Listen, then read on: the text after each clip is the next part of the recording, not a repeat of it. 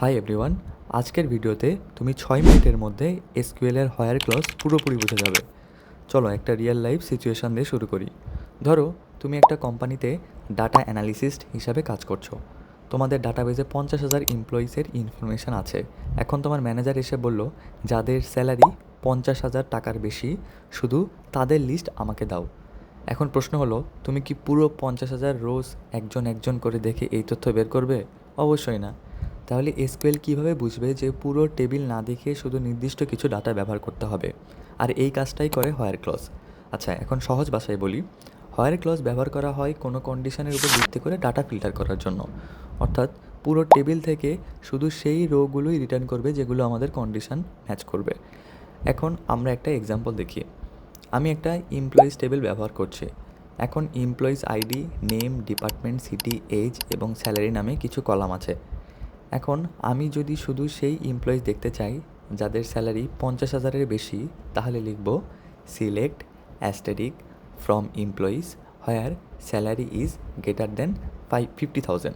So এইখানে আমরা কিন্তু হোয়ারটা ফর্মের পরে ইউজ করছি। এখানে কি হলো, প্রথম লাইনে আমরা বললাম এমপ্লয়িজ টেবিল থেকে সব কলাম চাই। তারপর হোয়ার দিয়ে একটা কন্ডিশন দিলাম, স্যালারি অবশ্যই 50,000-এর বেশি হতে হবে। আউটপুট হিসেবে আমরা দেখতেছি যাদের স্যালারি 50,000-এর বেশি, শুধু তাদের ডাটায় দেখাচ্ছে। এখন ধরো আমি শুধু আইটি ডিপার্টমেন্টের এমপ্লয়িজ দেখতে চাই, তাহলে আমরা এভাবে লিখব select asterisk from employees where department equal to IT. So আমাদেরকে ফার্স্টের টেবিলের প্রথম যে রো অর্থাৎ কলাম নেম যেটা ডিপার্টমেন্ট, সেটা লিখতে হবে, দেন ইকুয়াল টু আইটি আমি যেটা চাই। ওকে, এখানে এসকিউএল শুধু আইটি ডিপার্টমেন্টের এমপ্লয়িজগুলো রিটার্ন করবে। এখন অনেক সময় একটা কন্ডিশন যথেষ্ট নাও হতে পারে। ধরো আমি এমন এমপ্লয়ি চাই যারা আইটি ডিপার্টমেন্টে কাজ করে এবং যাদের স্যালারি 50,000-এর বেশি, তাহলে আমরা ব্যবহার করব অ্যান্ড। তাহলে আমরা এটাইভাবে লিখব select asterisk from employees where department equal to IT and salary is greater than 50,000। এখানে একটা বিষয় মনে রাখবে, অ্যান্ড মানে দুটি কন্ডিশনই ট্রু হতে হবে। যদি একটি ফলস হয় তাহলে সেই রো রিটার্ন হবে না। এবার দেখি অর।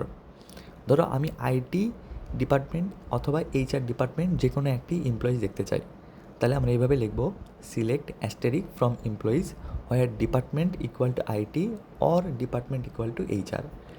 এইখানে দুটোর মধ্যে যে কোনো একটি কন্ডিশন ট্রু হলেই ডাটা শো করবে। এটাই অ্যান্ড আর অরের মধ্যে বড় পার্থক্য। এবার আসি নটে।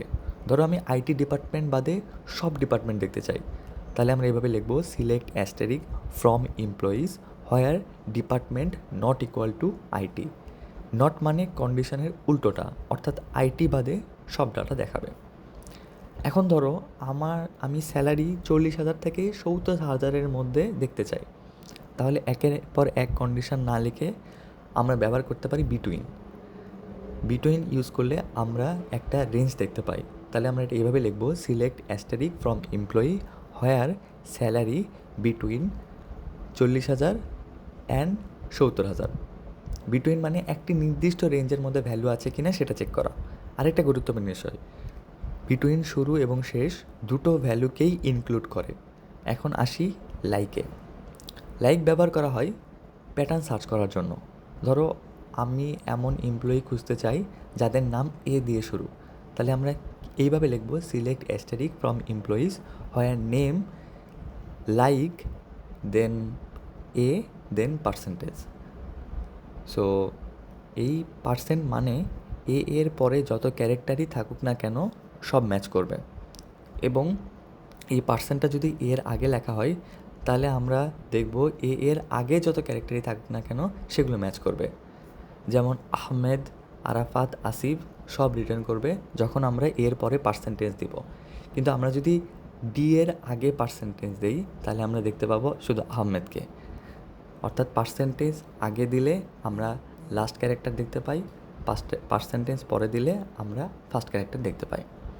আর যদি আন্ডারস্কোর ইউজ করি তাহলে সেটা একটি ক্যারেক্টার বোঝাবে। আচ্ছা, এখন আমরা ইন সম্পর্কে কথা বলি।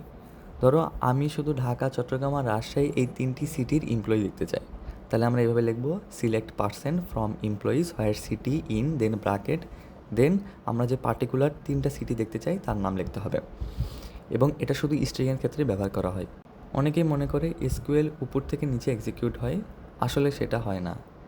এই কোয়েরিটা দেখো, select percent from employee where salary is greater than 50,000।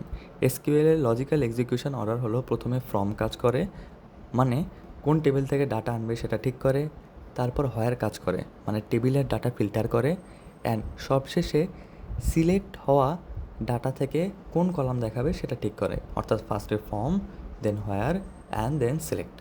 So SQL মূলত এইভাবেই কাজ করে থাকে।